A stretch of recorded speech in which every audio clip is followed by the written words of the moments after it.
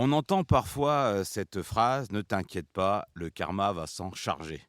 Comme s'il existait quelque part une grande comptabilité de l'univers. Une bonne action, c'est un point positif, et une mauvaise action, c'est considéré comme un point négatif. Et tôt ou tard, l'addition finira par arriver et quelqu'un devra bien la payer. Mais si le karma était finalement tout autre chose?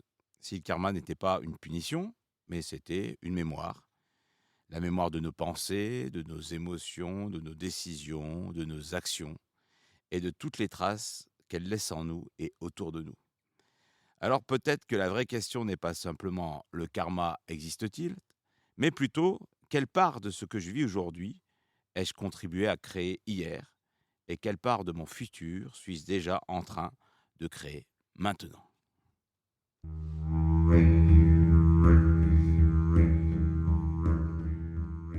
Bienvenue dans les Chroniques du Mage. Je suis Florent Rousset, accompagnant professionnel et personnel depuis plus de 20 ans. Chaque semaine, je vous invite à faire un pas de côté, à prendre de la hauteur et à percevoir autrement ce que vous traversez en explorant d'autres possibles. Je partage avec vous mes perceptions, mes questionnements, mes expériences, des méthodes, des outils, des méditations guidées et des conversations profondes avec des personnes inspirantes. Mon intention, vous aider à retrouver de la clarté, à transformer vos parts d'ombre et à révéler cette lumière intérieure qui peut faire de vous un phare pour les autres. Je vous souhaite une belle écoute de cette chronique du mage.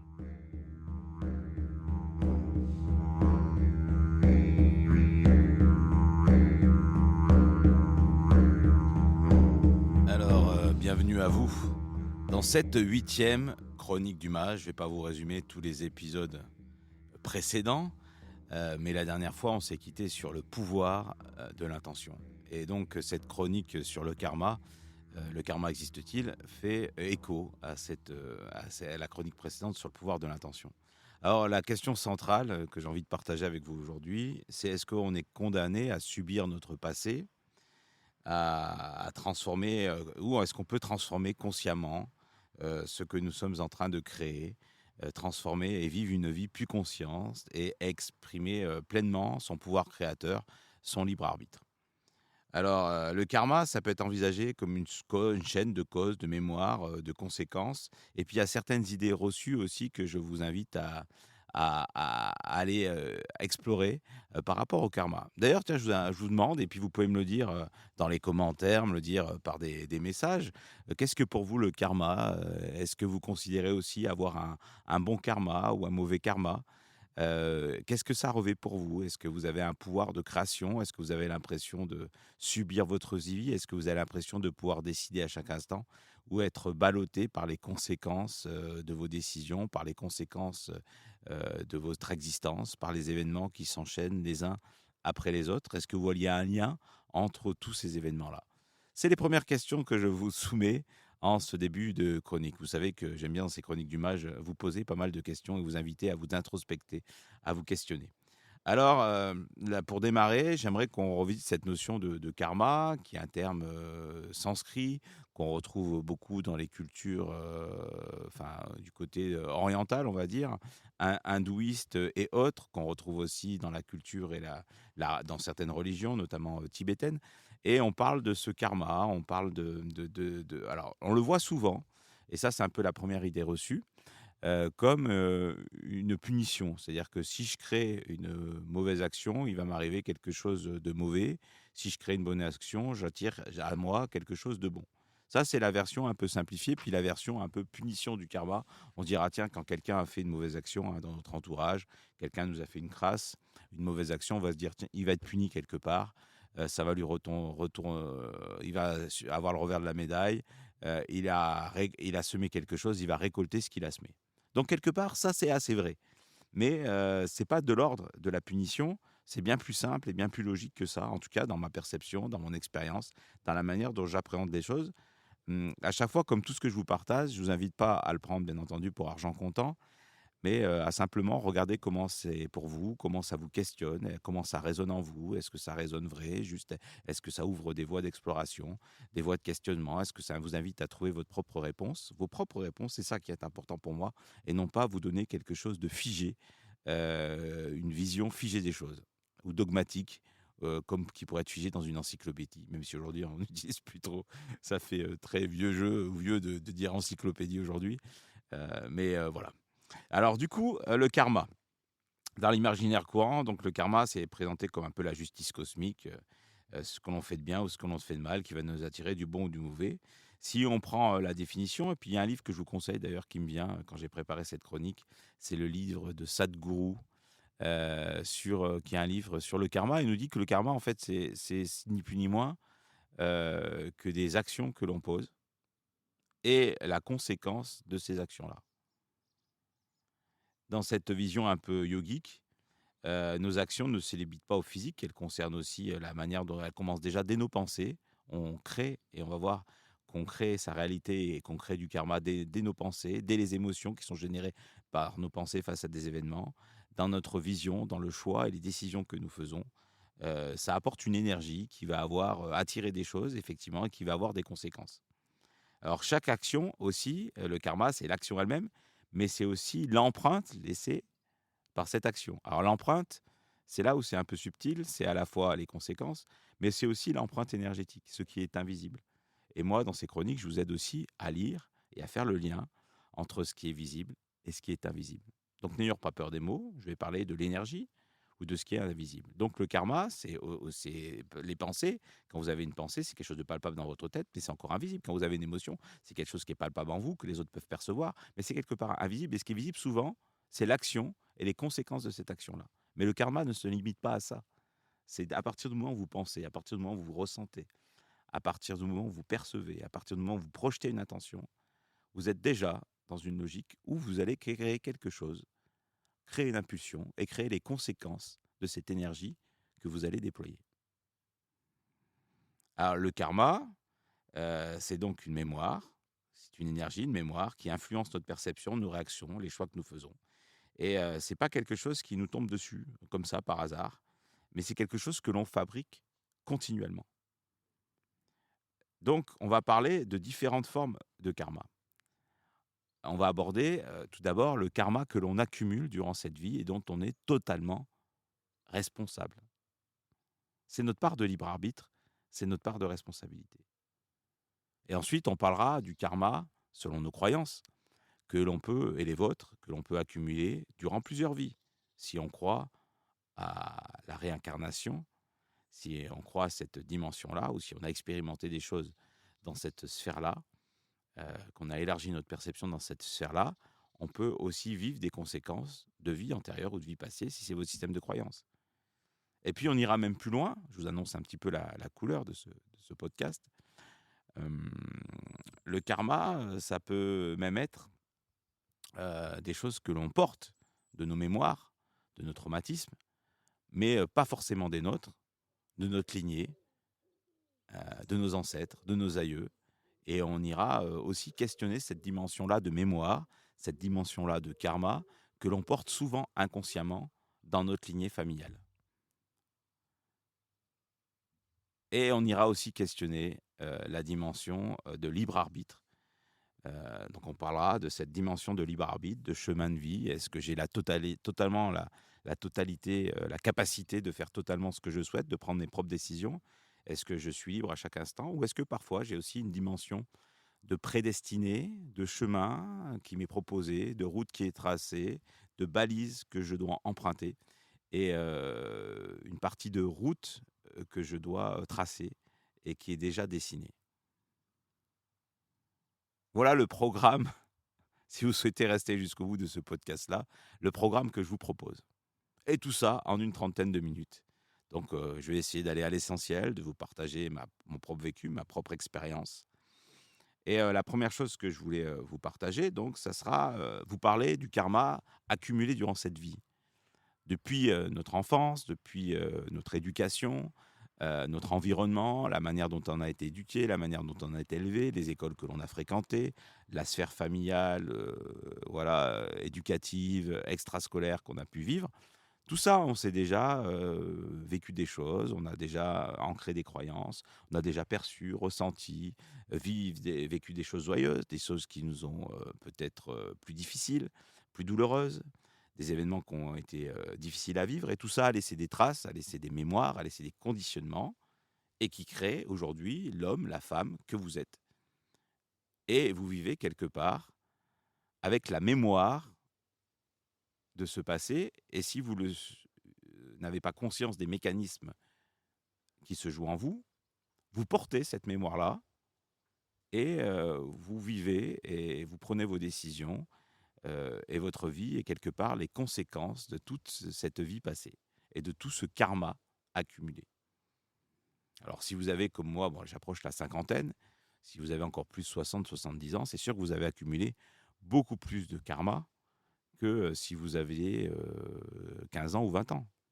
Un jeune adulte, il a déjà un karma accumulé, mais il a beaucoup plus de possibilités de s'en échapper, de s'en extraire pour créer sa propre réalité. On dit souvent un adage que c'est difficile de changer de quelqu'un avec l'âge, et à partir d'un certain âge, alors je ne sais pas quel est l'âge, si c'est 40 ans, 50 ans ou 60 ans, plus on vieillit, plus on devient irrécupérable, parce que toute cette personnalité, toutes ces mémoires sont très très ancrées en nous, mais on peut les conscientiser, on peut s'en libérer pour certaines, et on peut arriver à se recréer à chaque instant un futur souhaitable. Donc ça, c'est cette notion de karma accumulé. Donc le karma qu'accumulé dans cette vie, nos croyances, nos peurs, nos émotions récurrentes, nos décisions, nos habitudes, se sont accumulés au fil des années. Et nous vivons aujourd'hui la conséquence de milliers de causes passées. Et notre présence, c'est en partie cette matérialisation de nos choix, de nos croyances, de nos émotions, de nos conditionnements passés. Et donc, c'est vrai que si on a creusé notre sillon, qu'on a creusé notre chemin, et qu'on s'est engouffré dans certaines ornières avec des croyances qui sont difficiles à déverrouiller, avec des émotions liées à des événements passés, parfois traumatisants, qui nous conditionnent aujourd'hui. On a du mal à s'en libérer, parfois avec des relations difficiles, alors que ce soit dans le monde professionnel avec certains chefs qu'on peut avoir, managers, collaborateurs, que ce soit dans la sphère personnelle, dans sa sphère familiale, avec des frères, des sœurs, des oncles, des tantes, avec son conjoint, sa conjointe, peu importe. On a noué certaines relations, certaines habitudes, certaines peut-être parfois dépendances ou modes de fonctionnement. Et on s'est mis peut-être parfois dans l'ornière et on a du mal à en sortir. On voudrait améliorer nos relations, on voudrait améliorer notre destinée, on voudrait améliorer la relation avec tel ou tel enfant, avec notre tel ou tel conjoint, avec tel ou tel manager. Et puis on a du mal parce que les années se sont accumulées et on vit comme enfermé, englué dans ces conséquences de ce que l'on a créé précédemment. Ça, c'est ce karma accumulé. Alors la bonne nouvelle, c'est que ce karma accumulé, on peut le transformer, on peut en faire quelque chose, et surtout qu'à l'instant présent, vous pouvez créer votre karma futur. Donc vous pouvez toujours, effectivement, prendre conscience, revenir à l'instant présent, revenir à cette respiration, à cette conscience de soi, à cette conscience autour de soi, et aux décisions que vous portez, aux pensées que vous avez, aux intentions que vous avez. Et là, vous allez forcément, dans l'instant présent, créer votre karma futur. Vous allez travailler pour votre futur dès maintenant.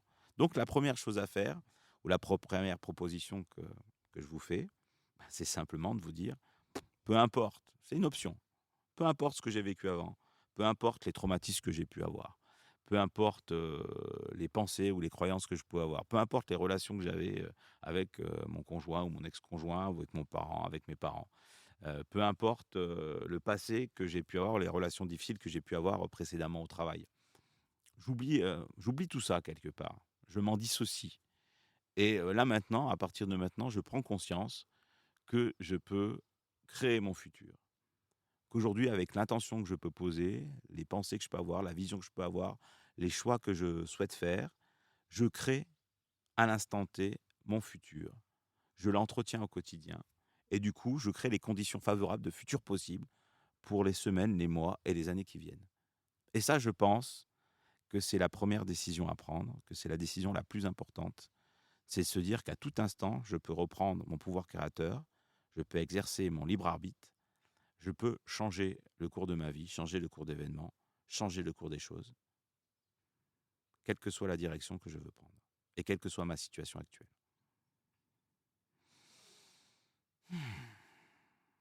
Qu'est-ce que ça vous fait quand je vous dis ça?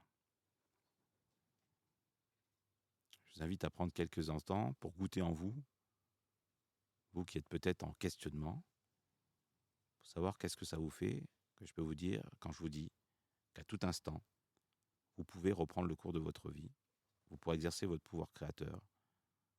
Vous pouvez réaliser un projet, changer de lieu de vie dans un environnement plus favorable, entreprendre la création d'une entreprise que vous avez toujours rêvé de créer, partir, voyager dans une destination qui vous attire et vous organiser et vous mobiliser pour le faire, changer de travail, d'environnement de travail ou même carrément de métier, vous mettre en chemin pour vous reconvertir et créer et vivre la métier que vous voulez exercer depuis longtemps et que vous vous refusez de faire. Peut-être oser changer de relation, ça peut être amical et vous entourer d'autres amis qui aujourd'hui vous correspondraient davantage. Parfois, c'est prendre la décision aussi de se séparer de quelqu'un avec qui on a vécu, avec qui on a une relation, pour pouvoir aller, parce que nos chemins divergent, et aller créer la possibilité d'une autre rencontre avec une personne qui, à l'instant T dans notre vie et pour les années futures, nous irait davantage et nous correspondrait davantage. Et ouvrir, parfois, c'est renoncer pour ouvrir d'autres possibles. Car la nature n'aime pas le vide, et donc elle va toujours combler la place qui lui est laissée. Donc parfois, il faut oser faire de la place. Voilà, donc je vous invite à vous questionner dans votre vie, tiens, qu'est-ce que j'ai envie de créer? Quelle est mon intention pour mon futur? Et du coup, quel karma, quelle action, quelle énergie, quelle intention et quelle suite de ces actions j'ai envie de donner et vont me permettre de créer un futur qui sera souhaitable pour moi, qui sera bon et qui m'attirera les bons événements, les bonnes personnes, les bonnes rencontres, au moment opportun, les fameuses synchronicités, événements heureux qui ne sont pour certains des hasards, pour d'autres qui n'en sont pas, et qui me permettent de m'aiguiller sur mon chemin, d'avancer sur mon chemin, de conforter ma vision, mes décisions, mon intention, de faciliter mon cheminement. Donc, dans l'instant présent, vous pouvez transformer votre karma. Alors, je vous ai donné un tas d'exemples. Vous pouvez aussi prendre le temps d'observer vos pensées, d'observer vos émotions, de vous demander, est-ce que, et ça j'en parle dans la chronique 3 sur le mental vous ment-il, est-ce que ces croyances me servent? Est-ce qu'elles me desservent? Est-ce qu'elles m'apportent du bon? Est-ce qu'il est bon que j'en change de point de vue, que je change de croyance par rapport à telle ou telle situation? Donc interrogez vos croyances, accueillir vos émotions, comprendre ce qu'elles cherchent à vous dire, tout ça nous permet d'être vers un chemin plus conscient. Prendre conscience aussi des pensées que l'on a, des paroles que l'on a vis-à-vis de soi, dans son dialogue intérieur, vis-à-vis d'autrui. Tout ça, c'est une manière de reprendre possession de l'instant présent, d'exercer son libre arbitre et de créer son futur souhaitable. Choisir davantage en cohérence aussi avec sa valeur, en questionnant son intuition, sa vision, ce qu'on souhaite également construire, son intention, et vous dire, tiens, est-ce que c'est bien que j'aborde la situation comme ça? Est-ce que c'est bien que je pense de telle ou telle manière sur tel sujet? Par rapport à du travail, par rapport à un investissement immobilier, par rapport à un choix de vie, un choix de relation, par rapport à un projet qu'on vous propose ou que vous souhaitez créer. Est-ce que ça correspond à mes valeurs? Est-ce que ça nourrit quelque chose en moi, un de mes besoins profonds?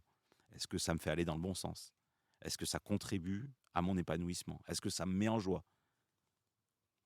Est-ce que ça nourrit mon chemin de vie? C'est vraiment ces questions-là profondes que je vous invite à vous poser quand vous êtes en questionnement par rapport à un projet. Donc, ce que je peux vous partager, c'est que par exemple, pour la création de ces podcasts-là que je fais en ce moment même, je me suis régulièrement intéressé, interrogé, et me dire, tiens, qu'est-ce que ça nourrit chez moi? Alors, il y avait un besoin de contribution, un besoin de partage. Ça correspond aussi à mon chemin de vie, que de transmettre des choses sur la spiritualité, de transmettre ma perception du sensible, du visible et de l'invisible, pour permettre à chacun d'éclairer son propre chemin et de se sentir apaisé, de vivre une vie plus consciente. Donc ça nourrit quelque chose de profond en moi, ce que je suis en train de faire à l'instant même. Je sais que je souhaite aussi développer ces activités de transmission et d'accueil en présentiel pour partager tout un tas de choses dont je peux parler face caméra, que je dévoile petit à petit et dont je peux faire vivre l'expérience en présentiel, et que ces podcasts, les articles que je fais suite aux podcasts, la communication que j'en fais sur les réseaux sociaux, tout ça, au fil du temps, me crée un karma positif ou un futur souhaitable, qui est celui de pouvoir vous transmettre au plus grand nombre possible ces informations et ces témoignages d'expérience, et également de vous accueillir et de vous accompagner aussi au plus grand nombre en présentiel pour vous faire cheminer. Et donc, à partir du moment où j'ai projeté ces podcasts-là, cette communauté, le Clos de la Chevauchée, ce lieu de vie où je tourne actuellement à ce moment même ce podcast, tout ça, c'était déjà il y a plusieurs années. L'achat du lieu, il y a eu à peu près lieu il y a 6 ans. Les podcasts, c'est assez récent, ça date de quelques mois. Bah, tout ça, ce sont effectivement une manière, des actions avec une énergie et les conséquences de ces actions-là pour une vision que j'ai ou un futur souhaitable que j'ai. Et je crée les conditions favorables de ce futur à chaque instant, dans chacune des actions que je fais de manière consciente. Donc là, c'est à travers cet exemple personnel, je peux dire et envie de vous stimuler chez vous, quelle que soit la sphère de votre vie, quels que soient les défis que vous vivez ou les difficultés que vous vivez, quels que soient les projets que vous avez la capacité de reprendre les choses en main et de créer votre futur souhaitable et de vous créer du karma, qui soit juste les conséquences des actions que vous posez maintenant. Alors, certains, si je ne peux pas parler de karma sans parler la possibilité, selon les croyances de chacun, si notre karma avait commencé avant cette vie. On a parlé du karma accumulé dans cette vie-là et de votre possibilité de changer la direction ou de trajectoire ou les conséquences de votre vie à chaque instant. Et il y a aussi une dimension de karma accumulé durant plusieurs vies.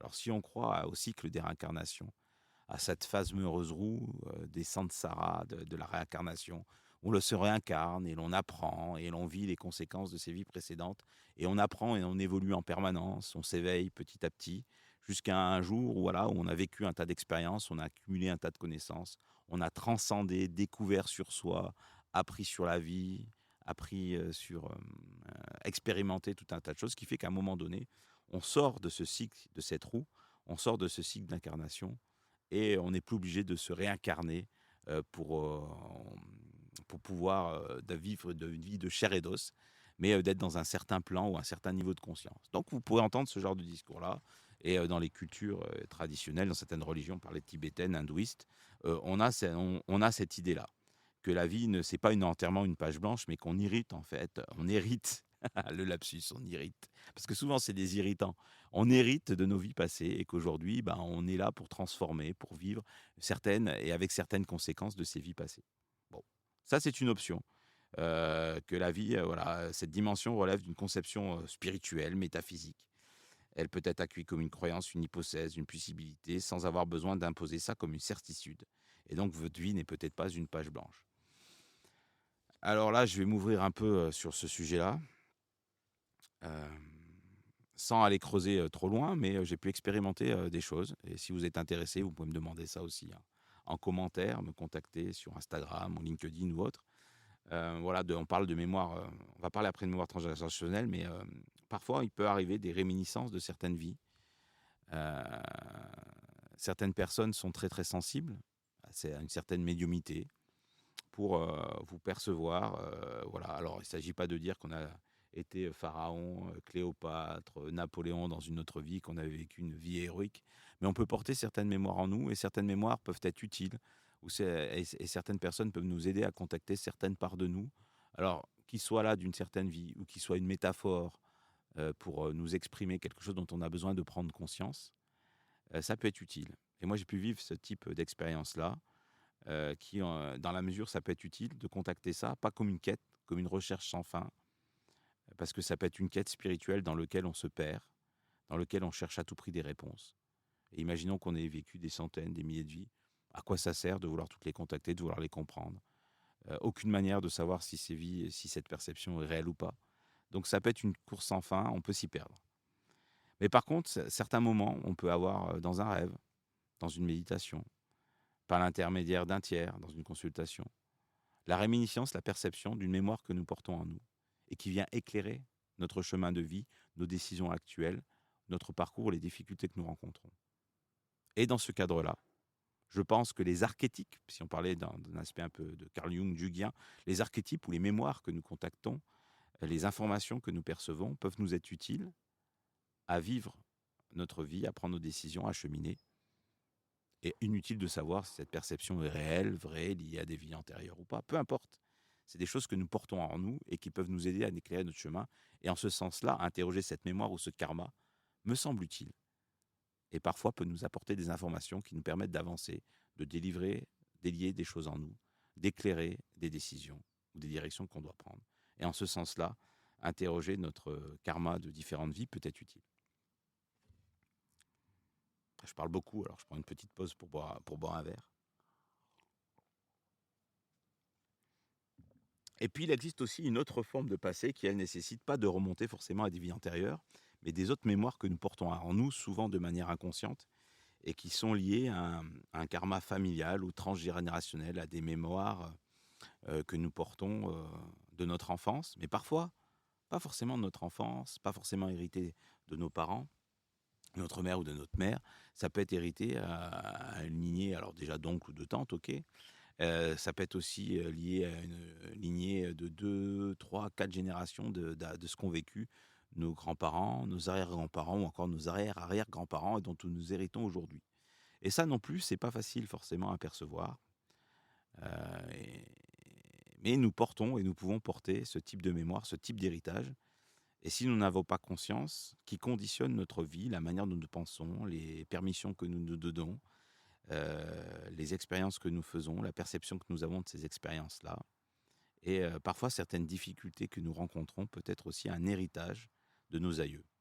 Aujourd'hui, on a l'épigénétique qui peut voir que de génération en génération, il y a certains marqueurs. Si nous avons vécu un événement difficile, j'avais vu, un terme, une chose pas évidente, mais des personnes qui ont été victimes d'agressions sexuelles, on peut identifier dans les gènes un certain marqueur sur les générations futures.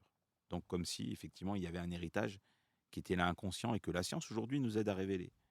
Alors Carl Jung en parle, Freud en a peut-être parlé, moi je ne suis pas un spécialiste, vous savez, je suis là pour témoigner de mon expérience, je ne suis pas un épigénéticien, je ne suis pas un physicien quantique, je ne suis pas non plus un psychanalyste, mais en tout cas de ce que j'ai pu expérimenter, j'ai déjà contacté des mémoires transgénérationnelles, j'ai déjà notamment pour le fait d'entreprendre par exemple et créer une entreprise, j'ai dû me donner la permission et me libérer de mémoires que pouvait porter ma lignée de génération, notamment paternelle, et sans aller dans les détails, j'ai dû me libérer de mémoire de grands-parents, arrière-grands-parents sur le sujet, pour avoir cette permission-là d'entreprendre et de créer ma propre entreprise.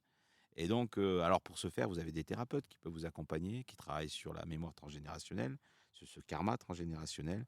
Vous avez aussi les cercles de constellation familiale. D'ailleurs, une très très bonne, je vous ai indiqué tout à l'heure un livre, et là je vous indiquais une très bonne chronique, série à voir qui est peut-être encore sur Netflix, c'était Le Chemin des Oliviers, qui parle des constellations familiales. Donc je vous invite à aller voir cette série-là ou à lire des livres sur le sujet et de participer, pourquoi pas. Moi, j'ai participé durant quelques années à des cercles de constellations familiales qui permettent de contacter cette mémoire aussi portée dans le passé, tenter, mais on y vient avec une problématique du présent. Et donc, je trouve que c'est intéressant de questionner, d'aller goûter, d'aller conscientiser un karma passé, et là familial ou transgénérationnel, dans la mesure où il nous aide à mieux vivre le présent et à mieux vivre notre vie ici-bas, à mieux comprendre, à mieux percevoir, à mieux ressentir, à nous libérer de certains blocages, de certaines entraves, de certaines barrières qui nous empêchent d'avancer, à nous libérer d'une charge ou d'un poids que l'on porte et que l'on n'a plus envie de porter parce qu'il est un peu trop lourd, le sac à dos est un peu trop lourd, et on le porte, et de le déposer, de se décharger pour mieux vivre notre vie de manière plus légère, plus consciente. Là, je pense que ce type de pratique peut être utile si elle nous aide à mieux vivre notre vie ici-bas, dans l'ici et maintenant. Alors, cette histoire, et on y reviendra peut-être sur ce karma et cette mémoire transgénérationnelle, je pourrais faire un podcast dédié, vous témoigner davantage d'expériences personnelles. J'ai toujours l'impression que ce temps des chroniques sont un peu courtes sur le format que je veux garder autour des 30 minutes. Après, vous pouvez aussi me dire qu'est-ce qu'il en est concernant le format. Est-ce que vous aimeriez que je fasse des formats plus longs, que je prenne plus de temps pour expliquer les choses, que je donne davantage de détails ou davantage de témoignages d'expériences personnelles? Je me livre peu à peu au fur et à mesure des chroniques. Dernier point que je voudrais aborder, c'est la question de libre arbitre. C'est un peu l'ouverture de cette chronique-là, de karma et de chemin de vie. Alors je disais qu'à tout instant, on peut changer notre karma, changer notre chemin de vie. On peut décider de penser, de ressentir, de percevoir autrement, de prendre des décisions qui nous font changer effectivement de direction. Et ça, je le crois fondamentalement vrai et c'est fondamental. Nous pouvons exercer à tout instant notre libre arbitre. Nous avons un pouvoir créateur. Alors je vais le nuancer et puis contrebalancer ce que je viens de dire là. En disant aussi que, selon mon humble expérience, selon ma perception des choses, nous avons aussi un chemin de vie, des choses à accomplir, des choses à éprouver, à expérimenter. Certains parlent de mission de vie. En tout cas, quelque chose, mission de vie, c'est pas forcément hyper précis avec des termes très très précis, mais en tout cas, quelque chose à accomplir, dans mon sens, quelque chose à transmettre, à expérimenter. Transmettre le visible, l'invisible, la conscience, la communication, vous expliquer l'envers du décor, comment ça fonctionne selon ma perception et mon expérience. Ça peut faire partie de mon chemin de vie et de ma mission de vie. Et du coup, si je mets moi, mon être incarné, mon ego, avec mon mental, au service d'une dimension plus grande, qui est inspirée par cette joie, par cette envie de contribuer, qui est guidée par l'intuition, qui est nourrie et guidée par une conscience qui est plus grande que soi, dans ce cas-là, le karma qu'on va se créer va être ajusté. On va être, ce qu'on dit, aligné. On va avoir une intention qui est alignée avec ses valeurs, avec son inspiration, avec son chemin de vie. Les choses vont paraître beaucoup plus évidentes. On va vivre beaucoup plus facilement les épreuves que l'on va rencontrer. On va être inspiré sur les décisions ou les directions à prendre entre les différentes options que l'on a. Et là, du coup, on va pouvoir exercer un libre arbitre, mais au service d'une dimension plus grande, d'un soi qui est un espace beaucoup plus grand, beaucoup plus large, qui respire à l'intérieur et à l'extérieur, qui est relié dans le dedans et dans le dehors, et une dimension plus grande de soi.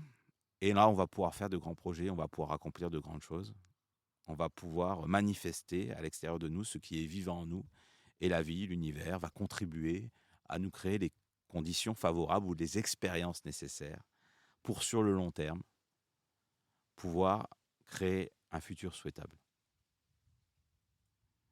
Donc c'est dans une lecture un peu spirituelle ce que je vous propose là, de faire l'hypothèse qu'on a un chemin de vie, des expériences, des passages, des balises dans lesquelles on doit passer. Par contre, si on exerce ce pouvoir du karma, de l'action, de l'énergie et de ses conséquences, uniquement à partir de son moi, de son ego, sans être connecté à une dimension plus grande, plus spirituelle, sur ses valeurs, sur ses aspirations, sur ses inspirations, sur les signes que la vie nous envoie pour nous guider, dans ce cas-là, on ne va pas forcément se créer des conséquences favorables, on ne va pas simplement se créer des futurs souhaitables, et de temps en temps, la vie va nous remettre sur les rails, va nous renvoyer dans la bonne direction, va nous mettre des ralentisseurs, ou va nous mettre sur le chemin des épreuves nécessaires pour nous réaiguiller dans la bonne direction. Donc parfois, c'est des difficultés matérielles, c'est des difficultés type maladie, c'est des difficultés relationnelles, c'est des épreuves ou des événements un peu douloureux, parce que l'on n'écoute pas à travers nos pensées, notre corps, nos émotions, des instants de silence, de connexion à soi. Qu'est-ce qui est bon pour nous? Qu'est-ce qui est la bonne direction? Qu'est-ce qui est le chemin que je dois emprunter? Donc c'est là où créer depuis l'ego a des conséquences et peut créer un karma qu'on peut juger ou jugé comme négatif. Par contre, créer et exercer son karma et son pouvoir créateur ou son pouvoir de l'intention depuis une dimension plus grande, plus consciente de soi, là, on a quelque chose de plus aligné. Et c'est une chose qui peut nous créer une vie beaucoup plus consciente et beaucoup plus inspirante et aller même au-delà de nos espérances. Donc à chaque fois que vous avez un choix, demandez-vous s'il est porté par la peur, par votre besoin de reconnaissance, de contrôle, de compensation, s'il est porté par cette dimension-là du moi en vous, ou s'il est porté par une dimension plus grande, votre vision, quelque chose qui vous inspire, une émotion de joie qui génère de la joie, un mouvement qui génère un sentiment d'alignement, de justesse, qui vient nourrir vos valeurs, qui vient nourrir votre vision. Posez-vous ce type de questions-là, en fait. C'est ça que je propose comme pratique du mage aujourd'hui. C'est de vous dire en résumé, hein, surtout dans toute cette démarche, qu'il est important de créer, à partir de reprendre votre pouvoir créateur, à partir de l'instant, de l'ici et maintenant, et demandez-vous dans votre vie, qu'est-ce que vous avez envie de créer? Qu'est-ce que vous avez envie de faire évoluer? Qu'est-ce que vous avez envie de changer? Qu'est-ce qui est bon pour vous? Qu'est-ce qui est aligné par rapport à votre vision, à votre valeur? Qu'est-ce qui guide vos pas? Qu'est-ce qui guide votre intuition? Et de vous reconnecter à tout ça qui est vivant en vous, et vous prendrez toujours les bonnes décisions, vous irez toujours dans la bonne direction. Vous ferez même les épreuves qui sont nécessaires pour votre apprentissage. Et vous aurez ainsi la possibilité de vivre totalement une vie alignée. En tout cas, c'est vraiment ce que je vous souhaite. Bon, je regarde, alors je ne sais pas si c'est une bonne chose ou pas, mais je regarde un peu le chrono qui tourne et je me dis que je vous ai déjà partagé pas mal de choses dans cette chronique, et il est temps effectivement de conclure pour moi. Alors, est-ce que le karma existe? Tout dépend de ce que nous mettons derrière ce mot. Vous avez le pouvoir de créer à chaque instant, de pouvoir générer votre futur souhaitable. Vous héritez aussi de karma qui peut être accumulé durant certaines vies, si vous avez cette croyance-là et cette perception-là, qui peut être aussi hérité de vos aïeux, de votre lignée maternelle ou paternelle, que vous transmettez aussi, ça on l'a peu évoqué, mais si vous en héritez, c'est que vous pouvez aussi le transmettre à vos enfants. Mais vous pouvez travailler aussi, il y a des outils pour travailler sur ces dimensions-là. Et l'intention, c'est surtout de reprendre le pouvoir dans l'ici et maintenant pour créer la vie que vous souhaitez. Voilà. Et si nous pouvons observer nos conditionnements, nos mémoires, nos histoires que nous racontons, eh bien, nous verrons dans les prochaines chroniques du mage, nous creuserons encore ce rapport à l'invisible, au visible, à la conscience. Et je ne vous annonce pas en fait forcément le thème du prochain sujet parce qu'il ne m'est pas encore apparu. Il ne m'est pas encore apparu de manière claire, et donc j'ai encore quelques jours ou une semaine pour le préparer. Et donc, d'ici là, portez-vous bien, expérimentez. N'hésitez pas à me faire part de vos retours, de vos questions. Et puis, si vous avez besoin que je fasse aussi des podcasts un peu plus sur proposant davantage de pratiques. Mais bientôt, je vais proposer d'ici peu à l'automne des cercles du mage en ligne où on pourra pratiquer ensemble, voilà, avec toutes les personnes qui écoutent ce podcast. Voilà, je vous souhaite en tout cas une bonne journée ou une bonne soirée selon l'heure à laquelle vous écoutez ce podcast, et je vous dis à bientôt.